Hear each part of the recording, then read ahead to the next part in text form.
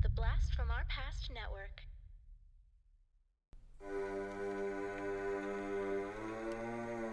Lock your doors, close your windows, turn out your lights, for chills and thrills await you. It's time for Podcasting After Dark with your hosts, Corey Stevenson and Zach Schaefer. Stay with a friend, say your prayers as grisly ghouls close in to seal your doom, and enjoy this bonus episode of Podcasting After Dark.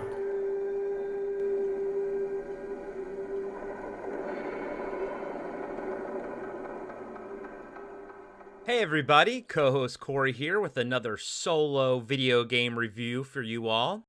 This month I am going to be covering the 2020 game Huntdown. It is a retro-style 16-bit game that I've been enjoying, and I think you guys also might like it as well. So the reason I'm doing a solo review here is because at the time of you listening to this, I am in LA hanging out with Zach. I went there to go to LA Comic-Con, and by the time you're listening to this, it just wrapped up. But I did not have time to edit a full proper episode. Even though we've recorded a few, I haven't had a chance to edit it because I had things I had to do before, heading out of town. So I moved things around on the schedule, and I think you guys are going to like it because after this episode, it's pretty much just going to be Christmas movies or Christmas episodes, Christmas themed episodes between now and a few more weeks. So I figured it'd be fun to just kind of, talk about this one, and hope you guys enjoy it. Hope you guys maybe check the game out because I think it's a lot of fun. But yeah, let's get into it. Huntdown. I've got some notes here. Huntdown is a run-and-gun game developed by Easy Trigger and published in 2020 by Coffee Stain Publishing. It's available on Xbox, PlayStation, Switch, PC, and iOS. So what is a run-and-gun game? If you grew up in the 80s, like a lot of like we did, Zach and I did, and I know a lot of our listeners did, think of something like Contra, the first Contra game. Well, all the Contra games are pretty much run and gun. Now that was 8-bit. This is 16-bit. So, maybe think a little bit more Rolling Thunder, Streets of Rage, that kind of stuff. Basically, you're going, right on the screen, and it's a side scroller, and you're just kind of running right and killing people and completing objectives and stuff like that. Huntdown is set in a dystopian future following a third world war that caused the collapse of Earth's nations. Corporations rose up to fill the void, creating a society fueled by greed. So the world is very much like an 80s dystopian future. It's something like Running Man. It's something like, Blade Runner, which is also the same universe as Aliens. So imagine, a 16-bit style game. The backgrounds are very Blade Runner-esque, but they do vary them. It's all pretty much urban-based, environments and everything, but they do a great job of varying them. Different times of day. Some are at night and rain. Some are in like daytime, and it's actually quite beautiful to see the sprawling cityscape, in the background and everything. And then, other ones, take place, in like a dilapidated war zone type of thing, So they do a great job of varying the environments, but they all still have a thematic, like Blade Runner style to them, which is pretty awesome. By the way, the graphics kind of remind me of something like Eternal Champions, like that kind of thing. It reminds me of, as someone who played and owned both a Super Nintendo and a Genesis, this reminds me of a game that would have been on the Genesis because it's, violent, it's kind of bloody, it's darker. So this kind of reminds me of a Genesis game, which is why I say Eternal Champions, which, that was a fighting game. But, you get it. Sort of the aesthetic of it. You play as one of 3 bounty hunters hired by Wolfmother of the Shimamoto Corporation to hunt down and eliminate 4 street gangs and their leaders: the Hoodlum Dolls, the Misconducts, the Heat Seekers, and the Number One Subjects. Of course, there's kind of a twist after you defeat the final gang, but I don't want to spoil it for anybody. You kind of get the idea that they're referencing the Warriors and everything with the different street gangs and stuff like that.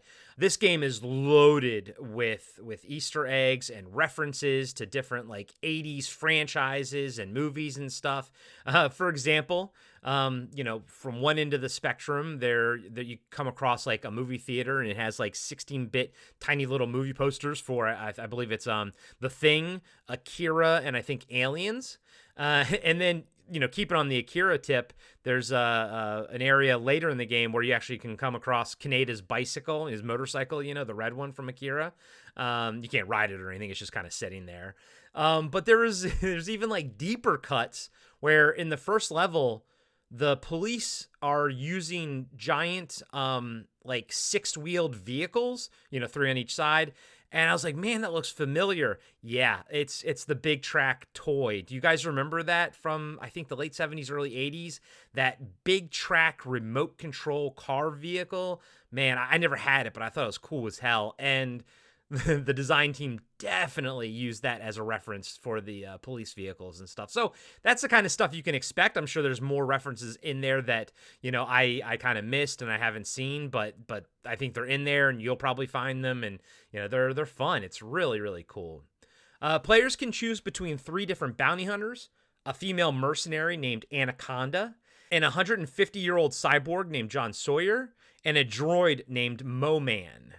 Each character starts off a level with their main weapon with infinite ammo and one special weapon that's on a cooldown. They all sort of vary slightly per character. So, for example, Mo-Man, his special weapon is like 3 throwing knives, like not throwing stars, but like the ninja sort of throwing knives. So, and they go in a straight line. And, cool, after you throw them, it takes, I don't know, like 30 seconds or so for it to cool down, and you can use them again. His main gun is kind of just like a pistol. So conversely, Anaconda, she throws a kind of an arcing blade that kind of goes up and then down as her special weapon. And John Sawyer throws a boomerang that goes forward and back as his special weapon. So you can see how the special weapons kind of vary right there.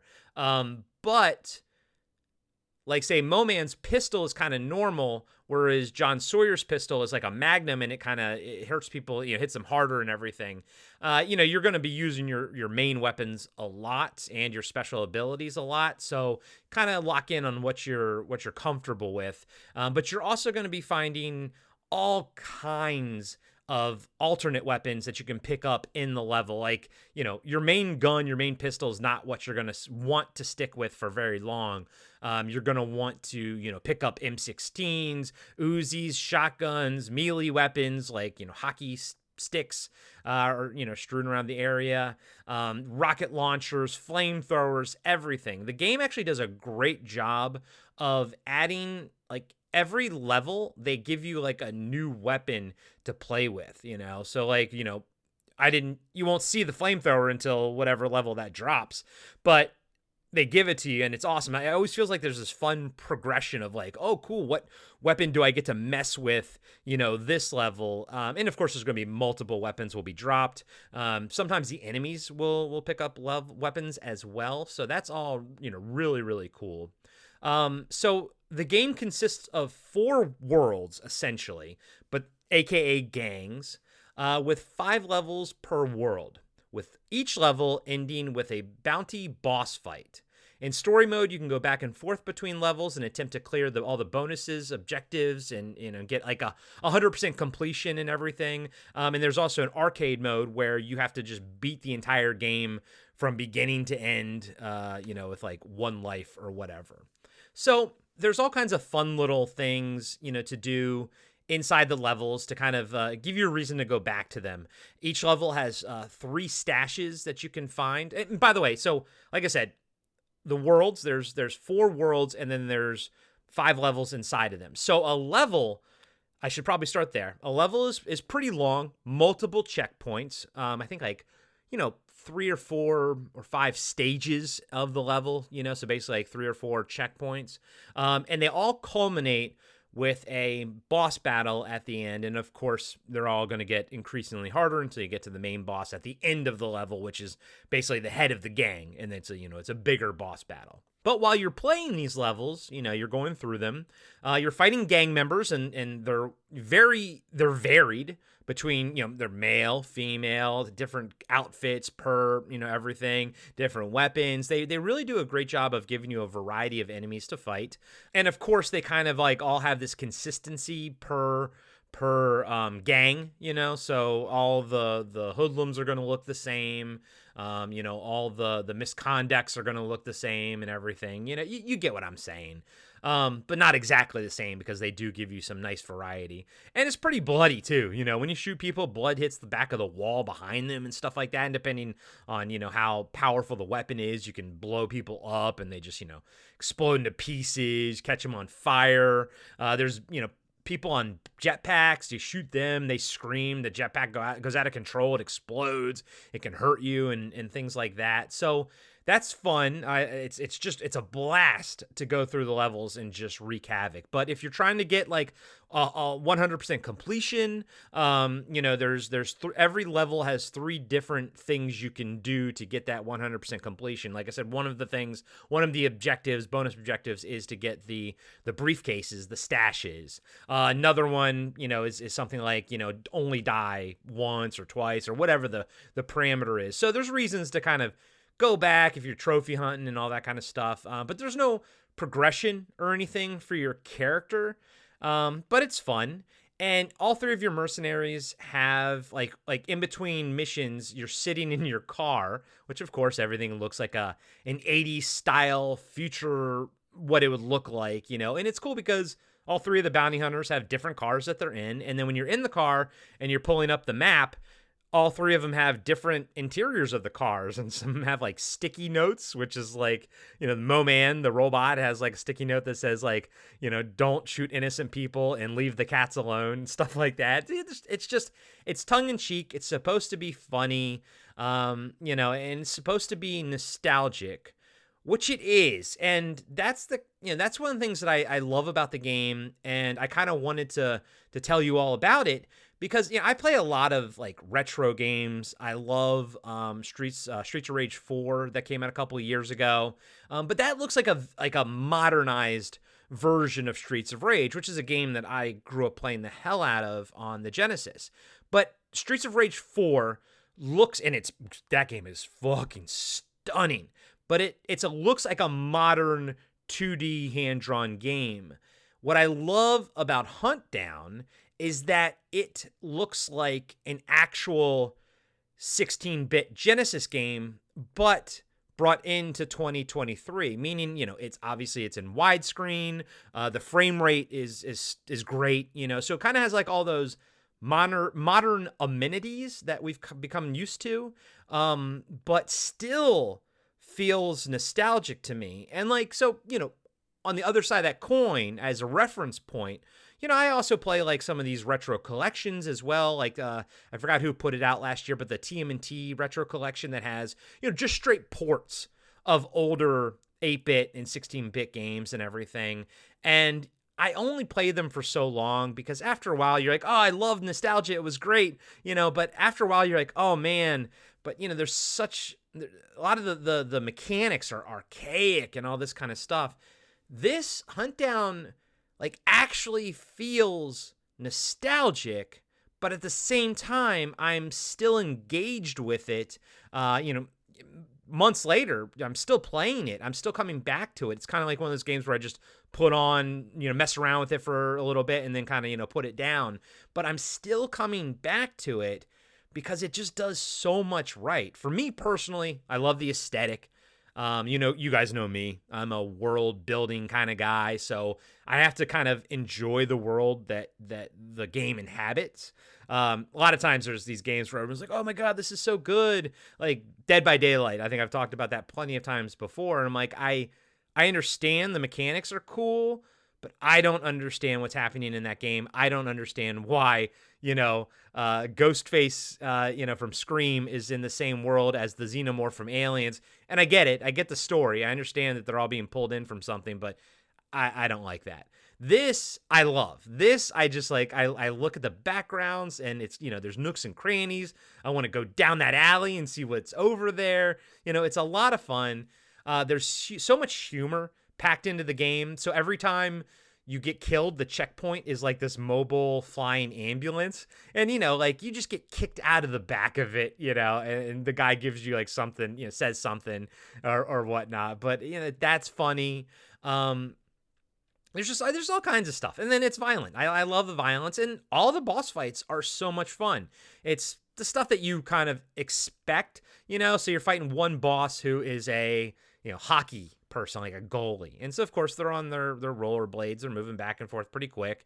And then, you can jump around on different levels and kind of get around them and stuff like that. And it's a lot of fun. And, that if you've played older 16-bit games, if you grew up, in the 80s, then you're going to understand this game very well, and you're going to be able to, get through it.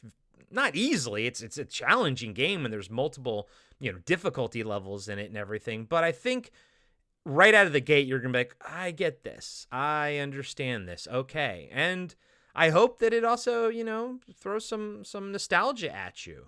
It's not...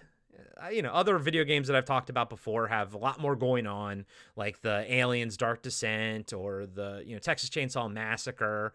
But this is pretty much it. It does what it does. Side scroll shooter, run and gun shooter with, great graphics, a great hook, like the story and everything. I very much enjoy that.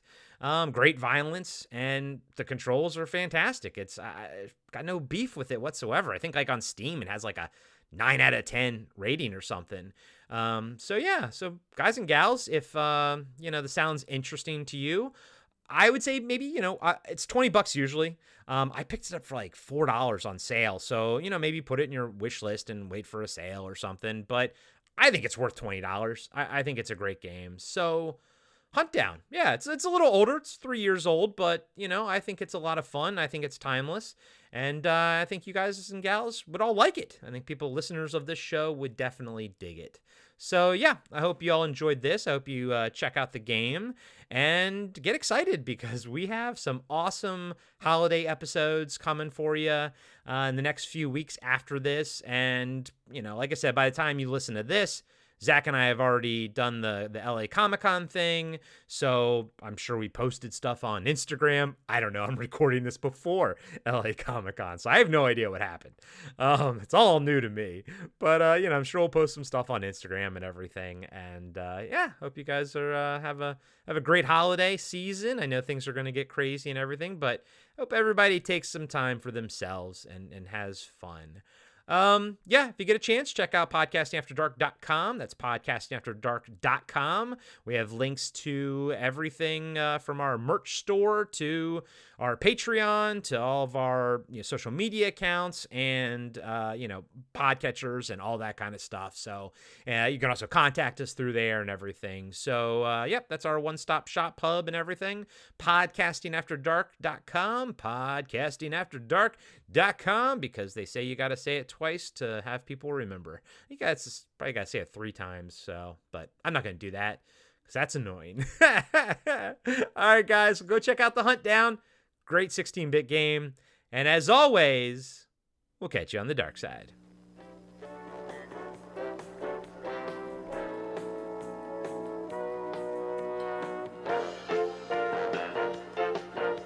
Be sure to subscribe to Podcasting After Dark and give us a 5-star rating on iTunes. Support Podcasting After Dark on Patreon. Follow us on Instagram and Facebook at Podcasting After Dark. And visit us next time for another installment of Podcasting After Dark with Corey Stevenson and Zach Schaefer.